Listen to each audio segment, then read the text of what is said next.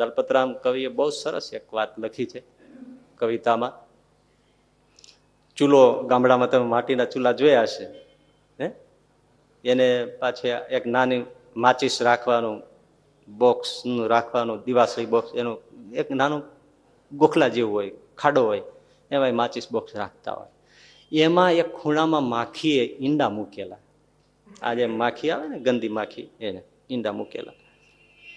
ઈંડા સેવાઈને બચ્ચા થયા. બચ્ચા હજી નાના નાના હતા, હજી આંખો ધીરે ધીરે જણી જણી ખુલ્લી હતી. એમાં માખીને પછી કંઈક આહાર માટે બહાર જવાનું હતું, પાણી ભરવા જવાનું હોય કે કોઈને મળવા જવાનું હોય, ખબર નહીં, કોઈ પિયર જવાનું હોય, કોઈ હોય કોઈ બેનપણીને મળવા જવાનું, ગમે તે. એટલે માખીએ કીધું કે બેટા તમે અહીંયા રહેજો, હું હમણાં જઈને આવું છું, પણ તમે અહીંથી આગા પાછા જતા નહીં, અને જેમ છેટે તો જવું જ નહીં.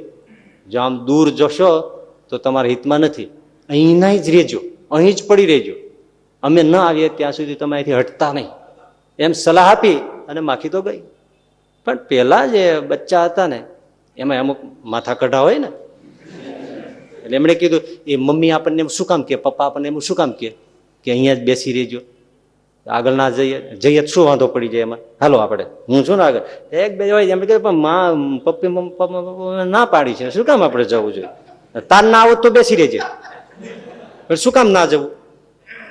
એટલે એ બધાને લઈને નીકળ્યા, ટોળું આખું ફરતા ફરતા ચૂલા ઉપર ચડ્યા. અને એમાં ભડભડ ભડભડ ચૂલો સળગતો હતો, અને ચૂલામાં તે સહન કરે નહીં, અને બધા જ પેલા ચૂલામાં પડ્યા, ખાબક્યા, બળીને ભસ્મ થઈ ગયા. જો યુવાનો એ માતા પિતાનું, વડીલોનું માન્યું નહીં તો જિંદગીથી હાથ ધોવાનો વારો આવ્યો.